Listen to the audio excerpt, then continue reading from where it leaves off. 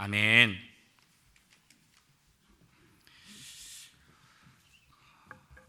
네, 감사하게도 잘 끝나셨네요.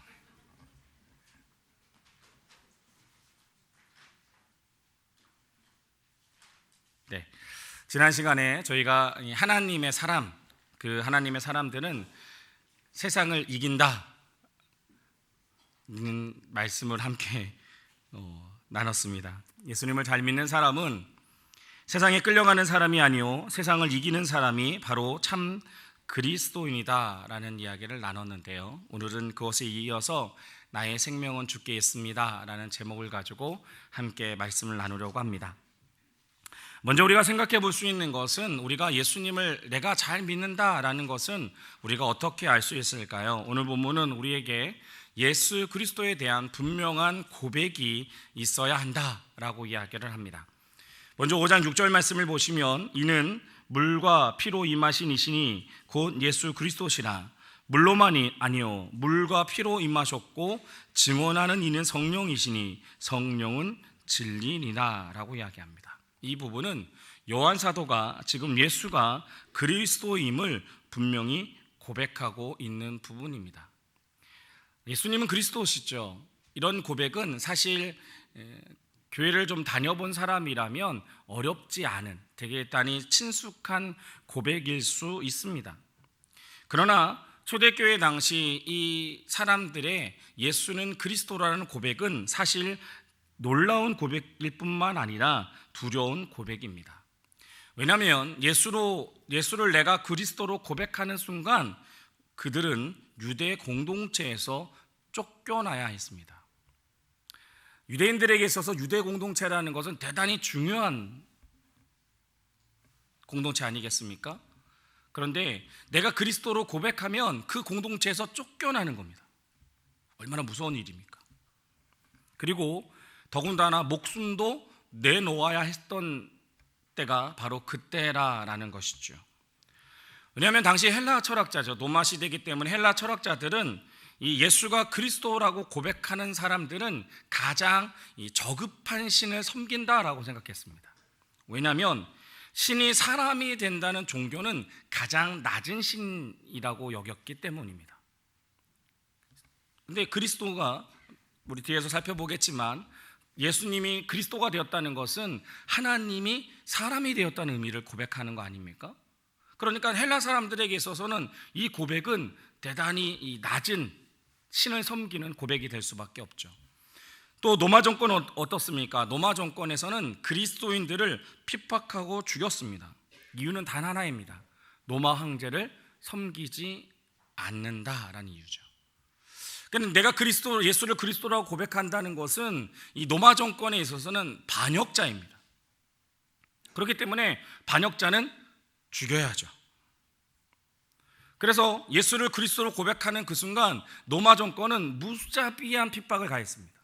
정말 이루 말할 수 없는 그런 핍박을 가했죠. 더군다나 당시 이 요한일서가 기록되던 당시의 상태를 보면 수많은 이단들이 있었다라고 성경을 통해서도 살펴볼 수 있습니다. 마귀들의 공작입니다. 하나님의 진리, 예수가 그리스도라는 진리가 선포되지 못하도록 거기다 물을 타며 희석시키기 시작한 이단들이 수없이 많이 등장했다라는 겁니다. 이런 가운데, 이런 상황 속에서 내가 예수를 그리스도라고 고백한다는 것은 엄청난 일이라는 거죠. 죽기를 각오하는 그 믿음이 없이는 고백할 수 없는 것이 바로 예수는 그리스도라고 고백하는 사건이라는 겁니다. 그렇기 때문에 한 사람이 예수를 그리스도로 고백한다는 것은 단순히 고백에서 그치는 것이 아니라 그 삶은 세상을 이기는 것이다 라고 요한일서는 우리에게 이야기합니다. 예수를 그리스도라고 고백하는 것의 의미는 어떠한 의미들이 있을까요? 그것은 참 하나님이시고 참 사람이라는 고백입니다. 그것을 오늘 요한 사도는 물과 피를 거쳐서 오신 분이라고 표현하고 있습니다. 예수님이 뭘로 오셨다는 것은 예수님이 세례를 받으셨다는 뜻입니다. 예수님은 하나님이셨지만 완전한 사람이 되셨고 그리고 이 땅에 오셔서 세례를 받으셨습니다. 왜 예수님이 사람이 되셔야만 했습니까? 그것은 우리의 모든 죄를 짊어지기 위해선 예수님은 참 사람이 되셔야만 했다라는 사실입니다. 하나님은 죽을 수 없습니다. 혹시 성도님들 중에 하나님의 죽으신 것을 보신 분이 계십니까? 없죠. 하나님은 죽으실 수 없습니다. 그런데 우리가 구원함을 얻기 위해서는 핏값, 죽음이라는 것이 반드시 필요하다라는 겁니다. 그러면 하나님이 하나님으로서는 죽을 수 없기 때문에 사람의 몸을 입고 오셔서 우리를 대신하여 십자가를 지시고 죽는 사건이 우리에게 분명히 필요하다라는 겁니다. 그 사건이 있어야만이 비로소 죄인인 우리가 온전한 구원을 얻을 수 있게 되었습니다. 다시 말해서 하나님이 사람이 되신 이유는 딱 하나, 우리를 구원하시기 위해서다라고 이야기합니다. 근데 요한사도는 예수님이 물로만 사람이 되신 것이 아니라 피로 나셨다라고 이야기합니다. 피로 나셨다는 것은 예수님의 십자가의 사건은 허구가 아니라 실제적으로 일어난 사건임을 말해주고 있는 겁니다. 당시에 수많은 이단들이 일어났는데 그 이단들은 이 예수님이 피로 나신 것을 강조합니다. 그리고 예수님이 정확하게 피 흘려 죽으셨기 때문에 우리의 모든 죄가 사해졌다라고 오늘 요한사도는 이야기하고 있습니다. 여기에 더 하나, 요한사도는 한 가지를 더 이야기하는데요, 그것은 바로 성령 하나님의 증언이다라고 이야기합니다. 오늘 보면 7절로 8절 말씀에 보면 증언하는 이가 셋이니 성령과 물과 피라, 또한 이 셋은 합하여 하나이니라 라고 말합니다. 성령 하나님께서 하나님의 아들 예수가 하나님이심을, 참 하나님이심을, 또 참 사람이심을 증언하고 있다는 것이죠. 9절 말씀에 보면 하나님이 자기 아들에 관해서 증언하셨다라고 이야기합니다. 실제로 우리가 사복음서를 살펴보시면 하나님이 하나님의 아들 예수를 하나님의 아들로 증언하신 부분들을 찾아볼 수 있습니다. 누가복음 3장 22절 말씀에 보면 성령이 비둘기 같은 형체로 그의 위에 강림하시더니 하늘로부터 소리가 나기를 너는 내 사랑하는 아들이라 내가 너를 기뻐하노라 하시니라 라고 기록되어져 있습니다. 세례를 받는 그 시간 하나님은 하늘의 문을 여셨고 그 아들이 아들임을 모든 사람들에게 봉포하셨습니다. 또 변화산 사건을 보시면 마태복음 17장 5절 말씀에 보시면요, 말할 때 호련히 빛난 구름이 그들을 덮으며 구름 속에서 소리가 나서 이르되 이는 내 사랑하는 아들이요 내 기뻐하는 자니 너희는 그의 말을 들으라 하시니라 라고 기록되어져 있습니다. 이 두 본문을 통해서 우리가 살펴볼 수 있는 것은 하나님께서 하나님의 아들 예수 그리스도를 직접 증언해 주셨다라는 겁니다. 왜 하나님께서 그렇다면 이렇게까지 하나님의 아들 예수가 그리스도이심을 증언하셨을까요? 그것은 오늘 본문을 다시 보시면요, 5장 11절 12절 말씀입니다. 또 증거는 이것이니 하나님이 우리에게 영생을 주신 것과 이 영생이 그의 아들 안에 있는 그것이니다. 그 아들을 모시고 있는 사람은 생명을 가지고 있고 하나님의 아들을 모시고 있지 않은 사람은 생명을 가지고 있지 않습니다 라고 이야기합니다. 그러니까 하나님까지 나서서 예수가 그리스도임을 증거하는 이유는 하나라는 거죠. 하나는 예수가 그리스도이심을 나타내는데 그것은 바로 우리에게 영원한 생명이 있다라는 사실을 알게 하기 위해서 하나님은 예수가 그리스도이심을 증거하고 있다는 겁니다. 정리해보면 이렇습니다. 간단합니다. 사랑하는 성도 여러분, 예수님을 믿으십니까? 네, 그렇다면 여러분들은 영원한 생명을 소유한 사람이 되었다라는 사실입니다.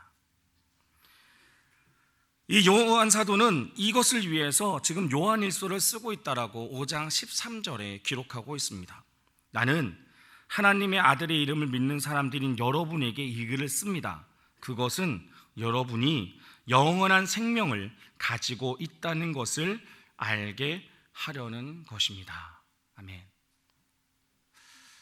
사랑하는 성도 여러분, 여러분들은 영원한 생명을 소유한 사람이 되었음을 믿음으로 또 믿으며 삶으로 고백하실 수 있길 소망합니다. 영원한 생명을 가졌다라는 것은요, 영원한 생명을 가짐으로 인해 이 세상을 바라보는 관점과 가치관이 달라짐을 이야기하는 겁니다. 단순히 나는 영원한 생명을 가졌습니다라고 고백하는 것은요, 그 고백으로 끝나는 게 아니라는 겁니다. 영원한 생명을 가진 사람은 이 세상을 살아가는 삶의 목적과 가치와 나아감이 분명히 다르다라는 겁니다. 왜요? 영원한 생명을 소유했기 때문에. 윌버 체프만이라는 사람이 있습니다. 윌버 체프만이라는 사람이 18세 때 무디라는 이 집회에서, 무디의 집회에서 은혜를 받았는데 확신이 들지 않는 겁니다. 나에게 정말 영생이 있는가? 이런 고민이 생겼습니다. 그래서 어느 날 무디 선생님을 찾아와서 상담을 합니다. 이 이야기를 들었던 무디 선생님이 이런 처방을 내려줍니다. 요한복음 5장 24절을 한번 읽어보십시오 라고 말합니다. 한번 찾아볼까요? 요한복음 5장 24절입니다.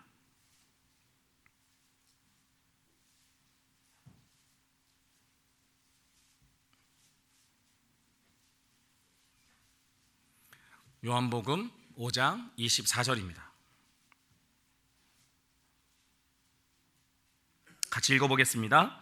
내가 진실로 진실로 너에게 이르노니 내 말을 듣고 또 나 보내신 이를 믿는 자는 영생을 얻었고 심판에 이르지 아니하나니 사망에서 생명으로 옮겼느니라. 아멘.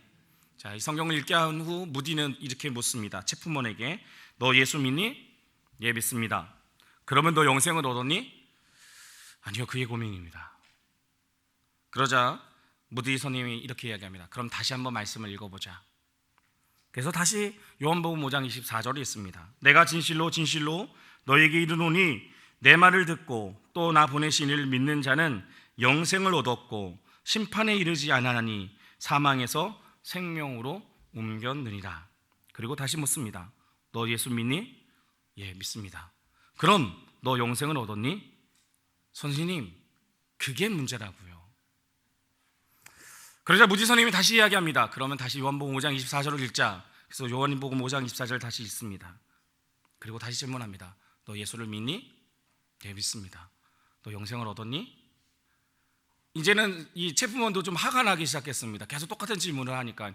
그래서 짜증을 냅니다. 그때 무디 선생님이 호통을 쳤습니다. 하나님이 얻었다고 분명히 말씀하셨는데 내가 뭔데 하나님이 말씀하신 것에 대해 믿어진다, 안 믿어진다고 할 수 있니? 하나님이 예수를 영접하는 자는 다 영생을 얻는다고 했다라고 이야기를 합니다.